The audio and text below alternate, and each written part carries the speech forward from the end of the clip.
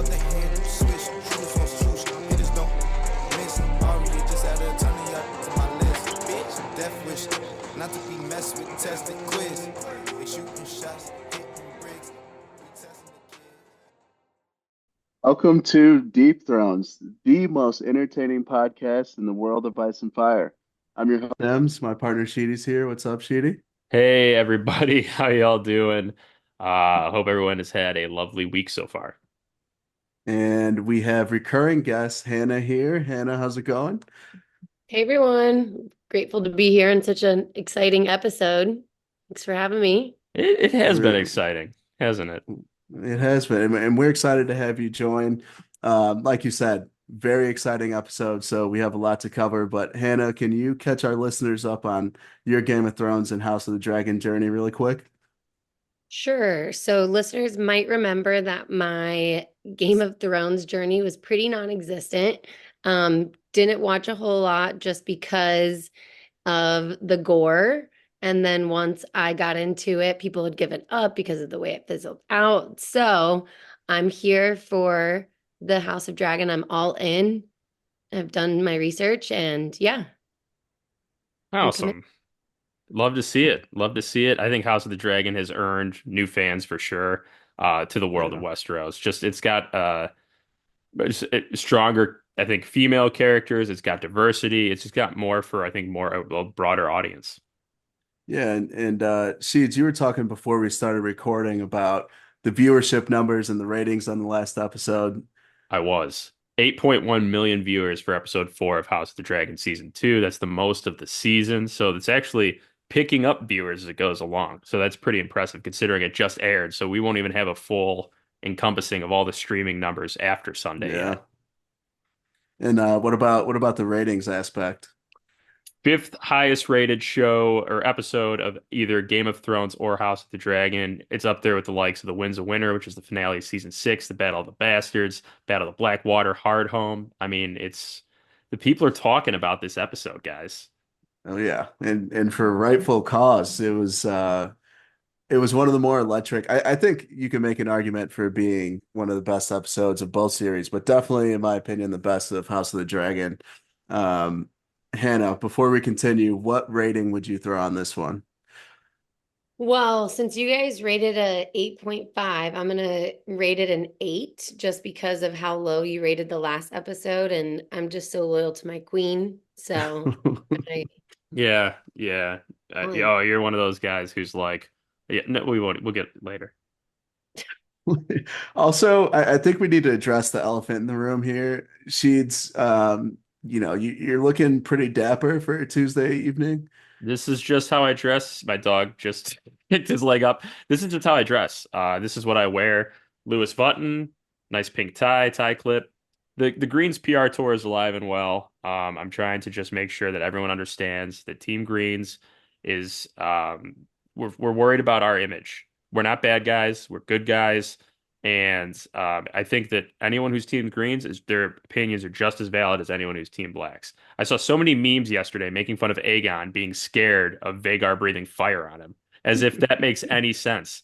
Who wouldn't be afraid of fire? I mean, Daenerys Targaryen, Daenerys Stormborn, Okay, I mean, queen, rightful queen of the Seven Kingdoms. she's the exception.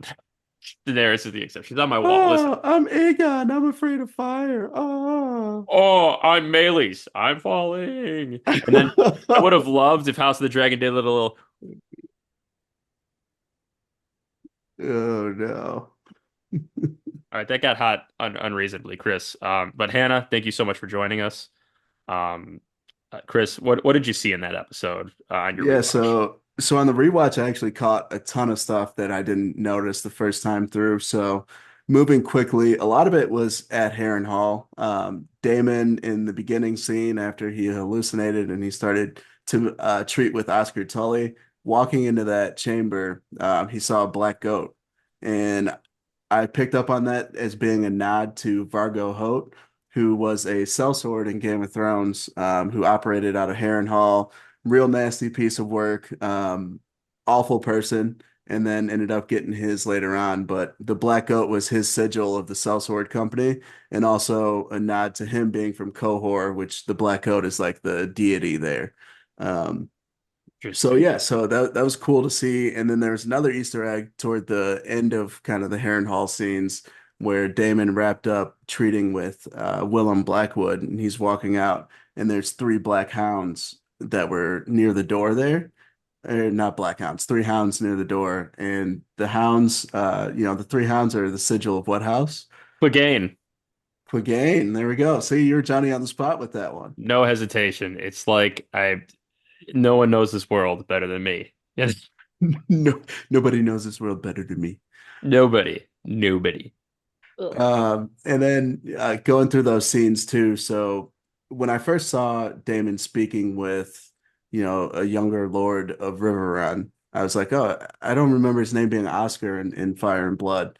And so did a little research. Oscar that we saw on the show is actually a combination of Grover Tully's grandson, who is Elmo, and then Elmo's two sons, Kermit and Oscar. So very funny names. Yeah, they just went full Sesame Street. Is that purpose? I'm Was that the show or did George do that?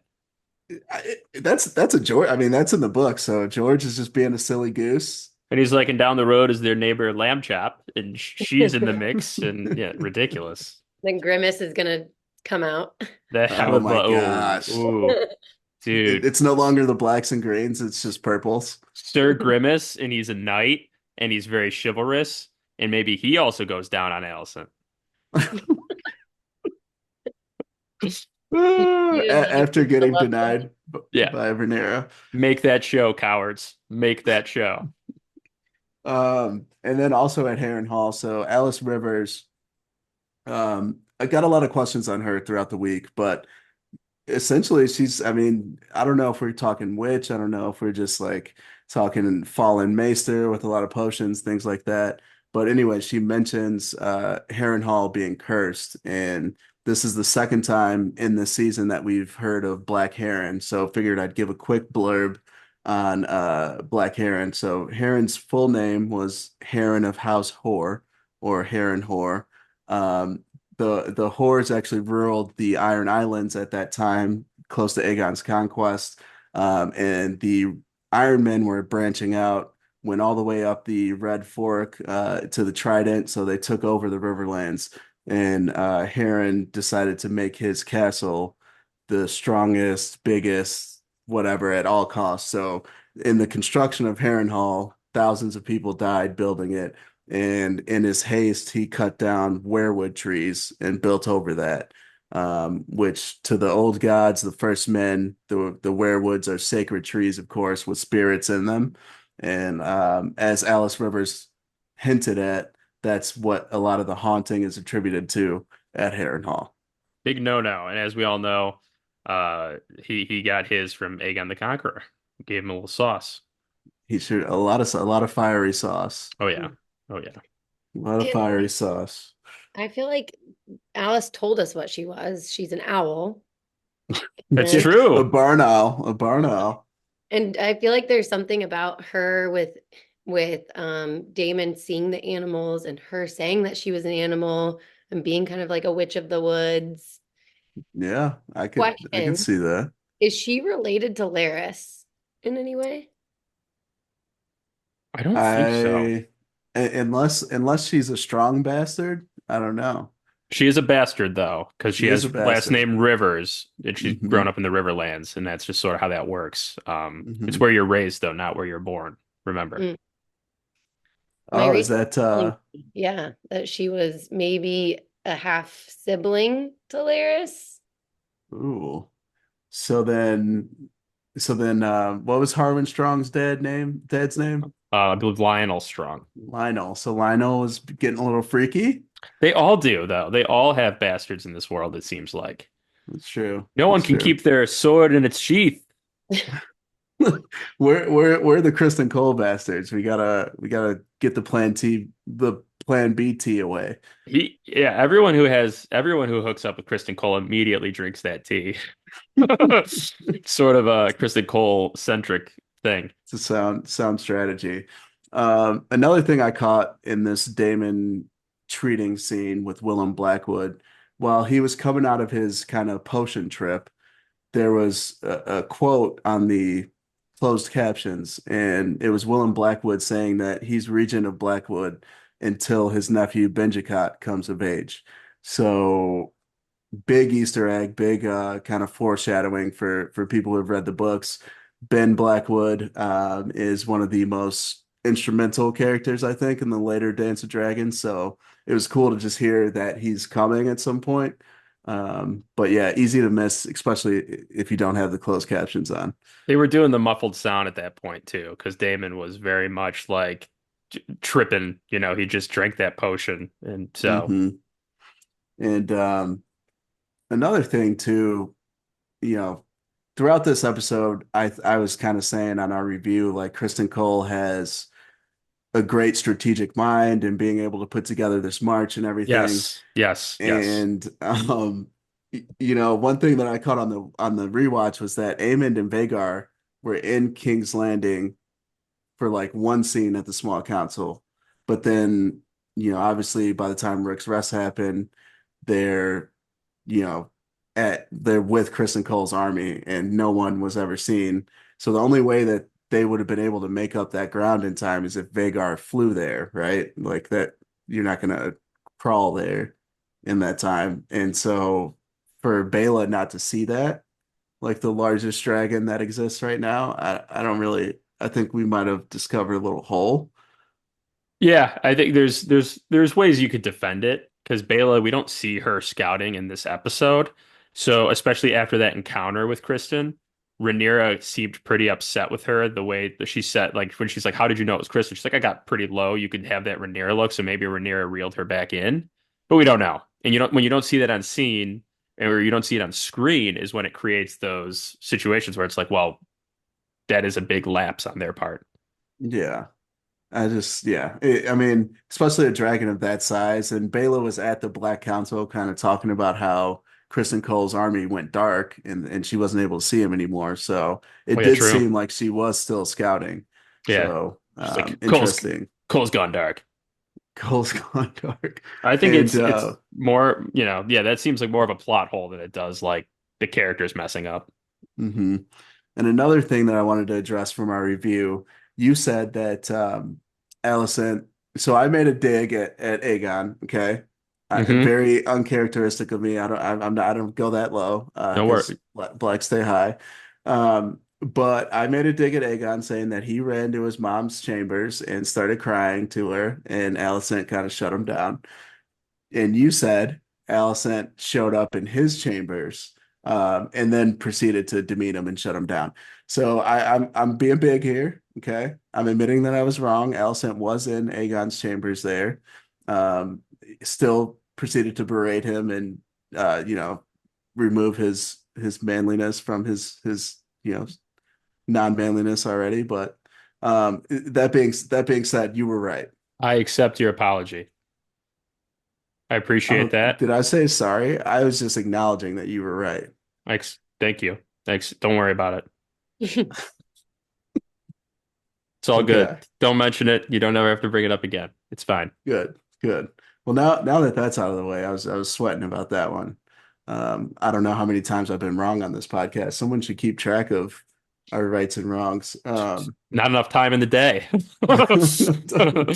Another thing that I was thinking of in this rewatch, that scene with Jace and Rhaenyra, and Rhaenyra reveals the Song of Ice and Fire to Jace and how it's secret, and Viserys passed it on to Rhaenyra because, that's the rightful heir, and they're, yada yada yada. We know the Song of Ice and Fire, right? Um, if the Blacks lose, then the Song of Ice and Fire is lost, right? Because no one on the Greens knows it at this point in time. Correct. So this is a big thing. So Hannah, I remember we had a discussion at part of the season. She was asking about the Song of Ice and Fire because she has not watched Game of Thrones, and that's sort of the tie-in. That's sort of a big deal in Game of Thrones. And when you Hmm. asked about it, I laughed because I was like, to even begin to explain this will make it feel like a different world. You know what I mean? So Hannah, are you intrigued to see what this prophecy is all about? Spoiler, doesn't end very good. I am intrigued by it. It's like it is interesting about how it's kind of like an oral history for this family. And I was asking also about if we knew kind of collectively that it was still on the sword that that Aegon Aegon, was carrying. Yeah, and Aegon drops it, and Blackfire. Aemond picks it up. It's on the dagger. It's on the cat's paw dagger, is Mm, what it's on. okay. And you see it when you heat it up. And it was kind of like smoldering when Aemond picked it up, and he was kind of like looking at it. Like they sort of set that up. So that's a good point, Hannah. Yeah. So I was just wondering about because that was when I did my rewatch, that was the last thing that I saw. And so I was like, is he Mm, going to be able to see this Song of Fire and Ice? And maybe it won't necessarily die with the blacks, even though I don't want the blacks to lose, obviously. yeah, that's a great call out. Because obviously it does continue in some shape or form to, at least what 250 years later when Game of Thrones is. So that could be the missing tie in there. So good call out for sure. Well, the Uh, cat's paw dagger exists, but there's yeah. no guarantee that this prophecy continues down the family line, you know? It's sort of born No, out of it's Azor the Ahai, isn't it? right. Yeah, Azor Ahai from the kind of Ash red priests yeah, Ashai and was big. priestesses. Yeah, a shadow by the shadow. So yeah, it seems like maybe old Valyria and Ashai kind of had the same, I guess, I don't know, outlook on what the Song of Ice and Fire looked like. We see that a lot in real life history, how often religions sort of come from a very similar starting point and Yeah, sometimes very similar ending point. yeah. And how about all those pyramids across the world? Energy boners, I've been told. Oh my God. It's- that's we could do a whole podcast on that one. We might. Don't even get me started on energy boners. Aliens. Aliens, ever heard of them? Aliens. Um, and then to wrap up the rewatch notes here. So I mentioned in our review that I was going to just talk through some of the key differences between the Battle of Rook's Rest in the show and the Battle of Rook's Rest in the books. Um, Starting with the siege in the beginning, that was pretty spot on. It was almost exactly the same, and even the setup of Rook's Rest, and we'll talk about that set later on when we do our review of the house that dragons built. But the area that they chose for Rook's Rest was very, very similar to the description that was in the books. Um, so pretty spot on from the beginning there. Now, Rhaenys's involvement in it. She was obviously present in both the books and the show. The motivation for being there was a little bit different. They mentioned in the show that Rhaenys was more experienced and had fought before, so would go. In reality, in the books, she had never been in battle, nor had Melee's, according to canon. So that is kind of out the window. Rhaenys really went a lot of the reasons that we were talking about why she turned back and fought Vhagar in our eyes, which was, she was the queen that never was. She's older.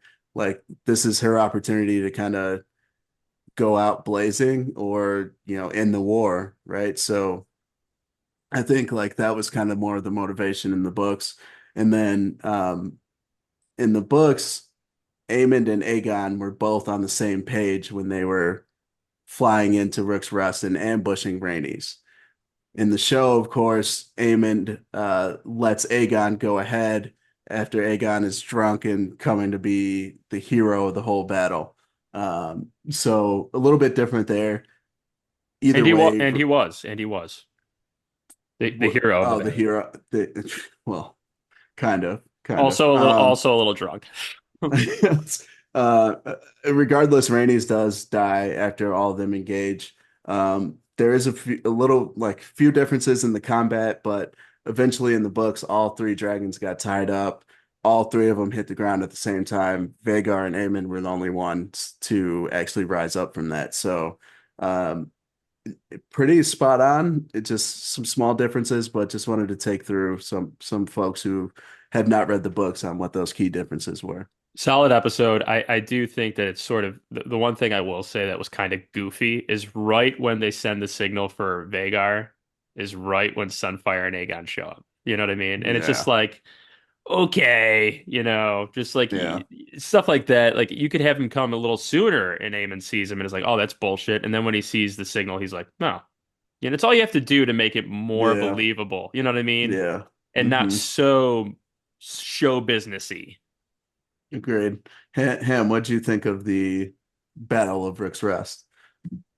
Well, I was sad. I feel like that watching the dragons in my notes, I was like, no, I don't like to see the dragons even fight each other, just because it was interesting in the House That Built the Dragon when they talked about the ways that they studied birds Oh fighting yeah, yeah, yeah.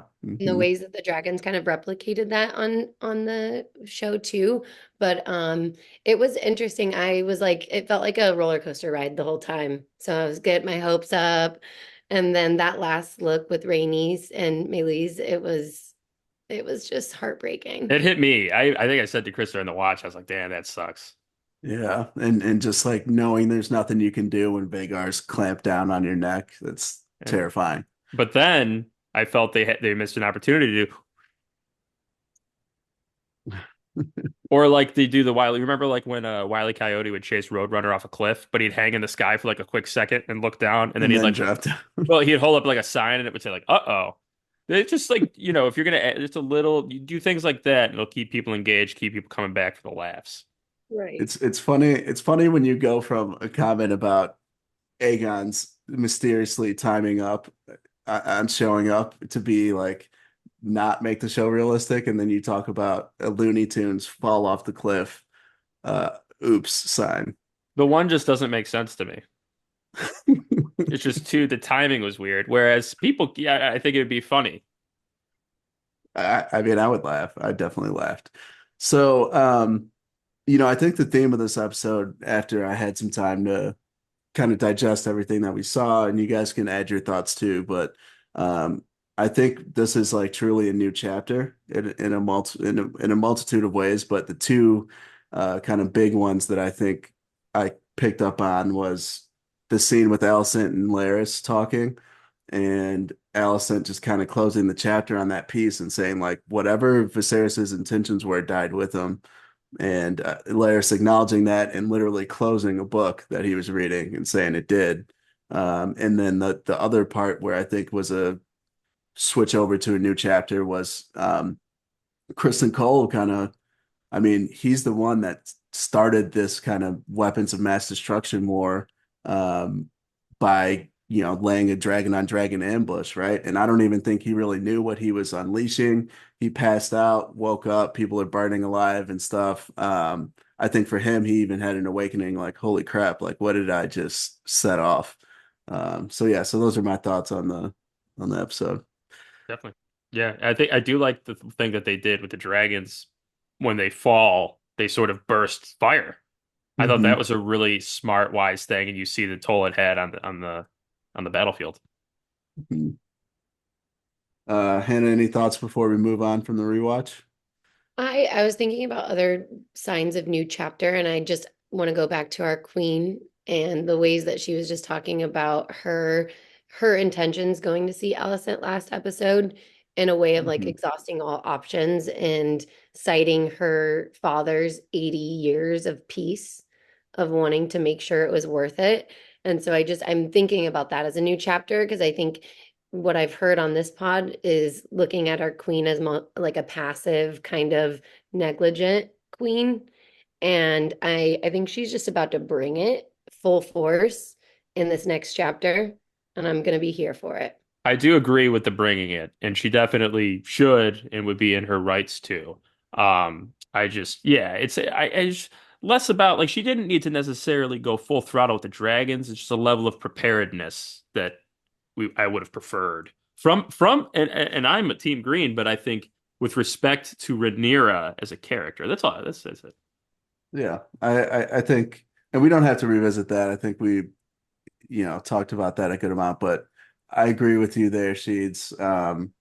And I agree with you, Hannah, that the gloves are off. She's about to bring it full tilt. So should be excited. What's next for the Blacks? So things to look out for. Damon is recruiting in the Riverlands. We see in the look ahead from last episode that he does leave Harrenhal. It looks like he's maybe out of that enchantment. I don't know, but he is recruiting in the Riverlands actively. It's going to be interesting to see Corliss's reaction to Rhaenys dying, right? I'm sure he wasn't pleased about her going there to begin with. So that could cause some discord. That could cause him kind of flying off the rails. We'll see what happens there. With Melee's gone, who's going to overwatch that blockade that the Valerians have? So that could play a key factor coming up soon. Lord Staunton, who owns Rook's Rest, or at least did before it fell, is that going to have some sort of fallout with Rhaenyra, right? That was kind of part of the whole reason that Kristen Cole was going there to begin with. Other than the location, it was also a key holdfast for someone on Rhaenyra's small council. So we'll see what happens there. And then it looked like in the look ahead that Jace was at the Twins, which of course is the seat of House Frey, one of the more influential houses in the Riverlands. So we'll see what happens there. Canonically, I couldn't find anything that places Jace there, so But I'm it's not so sure we what's going to talked happen. about this. It does look weird, and it's like what Damon is in the Riverlands. Just have him do Yeah. it. It's very, I mean, but okay, maybe we'll have to see it. Well, We'll have to see yeah, it. we'll have to see. I mean, they lost all contact with Damon, so maybe they're just like, Jace, you got to go do this. All But right. And we'll I would see. like to take what's next for the Greens. Yeah, let's do it. All right. First thing we got to look into. What was that, Hannah? I was saying that Damon's still lost in the sauce. That's true. So. He's tripping balls. Acid trips. Yeah. Yeah. Yeah. He's at Woodstock right now, and he's like, "Whoa, I'm just free living out here in the Riverlands." Next for Greens, are Aegon and Sunfire alive? We hope. We can only pray. We can only pray.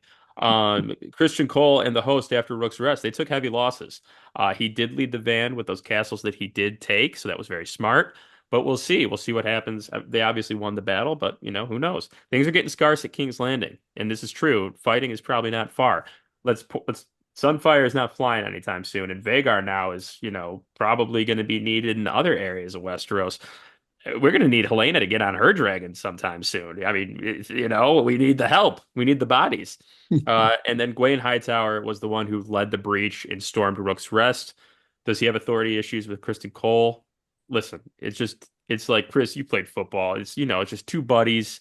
They're competitive. They bring the best out of each other. I don't think we need to worry about their relationship. I think that they're gonna come together and get closer. Buddies is a push for those two, but I'll let the green propaganda sit. Not propaganda. It's not propaganda. I Okay. I had a quick question for the green team, Sheedy. Yes, Too. please. So also on this theme of new chapter and thinking about where we left off with Aegon and Aemond, I couldn't help but notice kind of like the language symbolism too. Yeah. And so seeing Aemond be or Aegon be completely embarrassed in the council, and then him kind of knowing, oh, he doesn't really speak Valyrian, he can't communicate with this dragon. And so I just wonder about Aemond positioning himself as a new power figure from this. Well, two things I'll say to that. One, especially we don't know Aegon's situation. If he's dead, Aemond, I think, is technically king, right?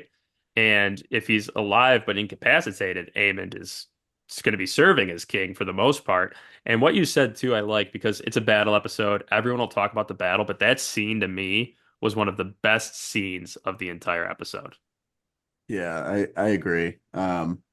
Just seeing like the infighting, but also just Aemond. Aemond is becoming like one of the, I think, like a almost like Damon figure, but less shifty, right? Like he's Yeah. very calculating, smart. So love the take that the show's putting on Aemond. We're gonna power through the house that dragons built. A lot of it was just like the I guess multi, I don't know what's the word I'm looking for here.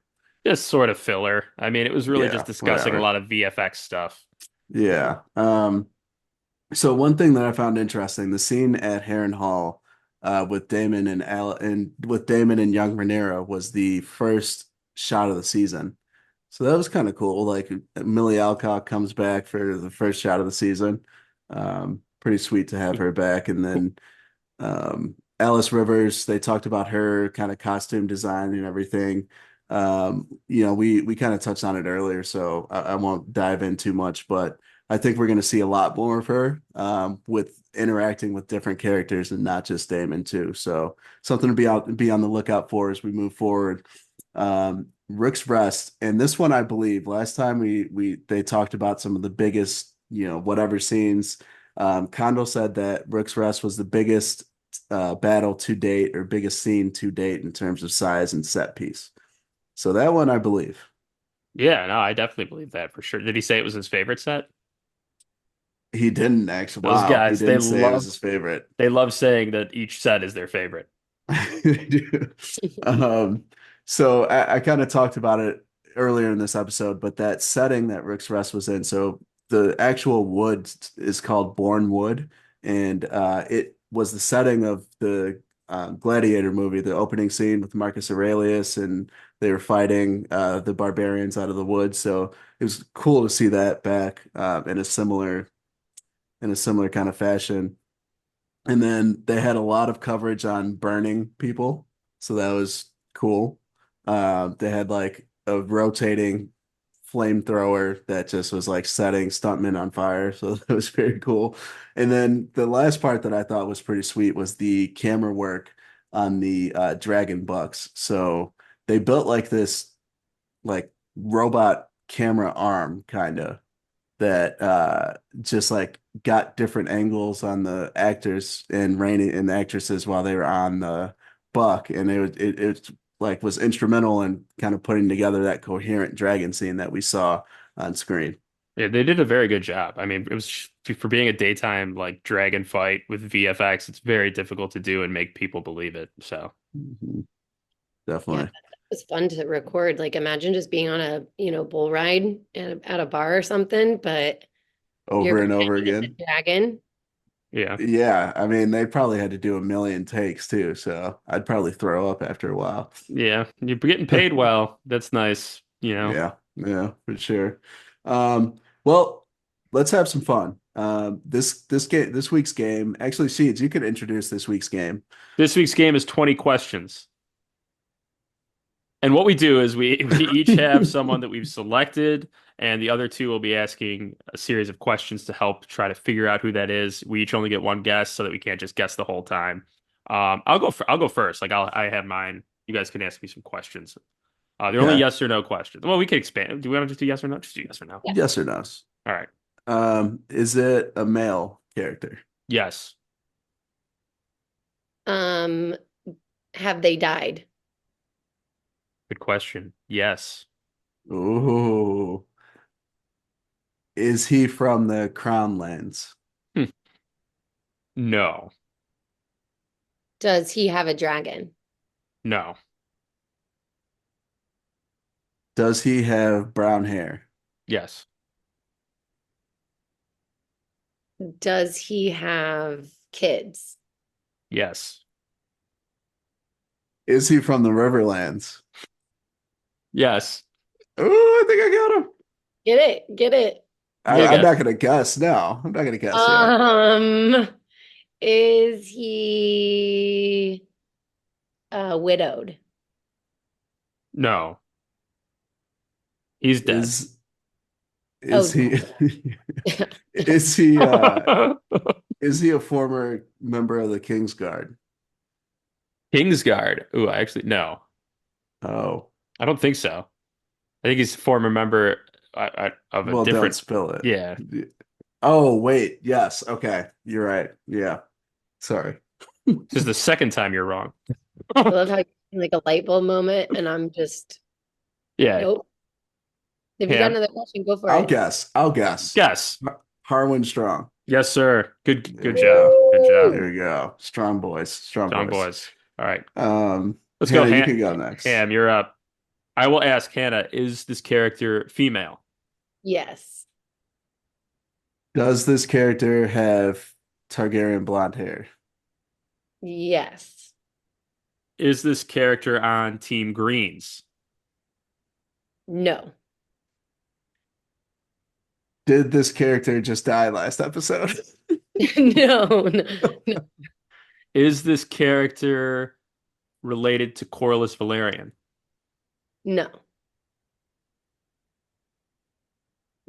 Um, is this character alive?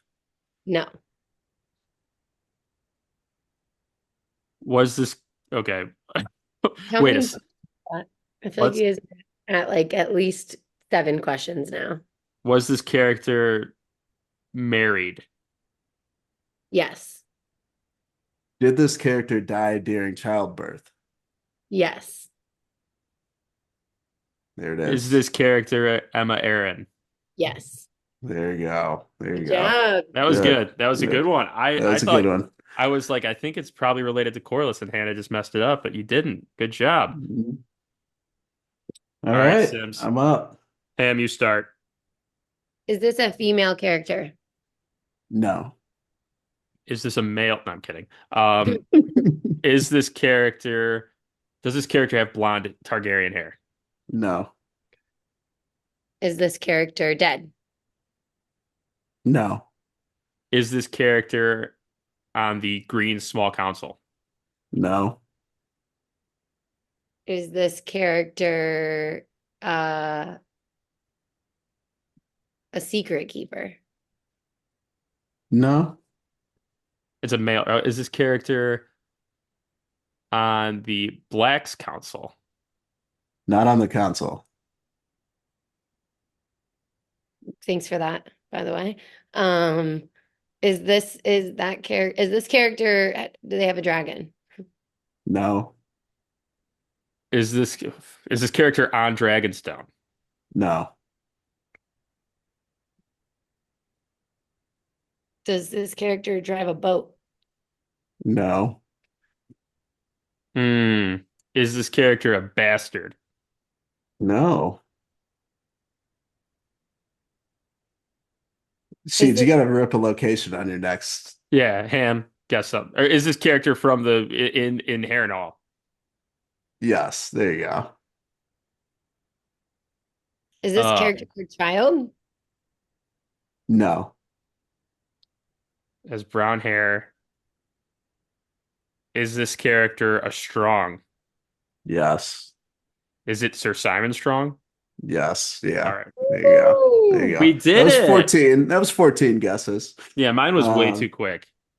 Classic That's Sheedy. that's not the first time you heard that one. Efficiency is key. Don't want to waste anyone's time. That's true. You're strictly business tonight. It's like, yep. Well, thank you all for joining us. Send us your thoughts on the first episode. We'll be back on Monday, hopefully reviewing another hot episode. Hannah, thank you for joining us. It's always a pleasure. Woo-woo. Thanks, guys. Thanks for And, being here. Sheeds, take us out. Allison, hit me up. We can ask all sorts of intimate questions to each other.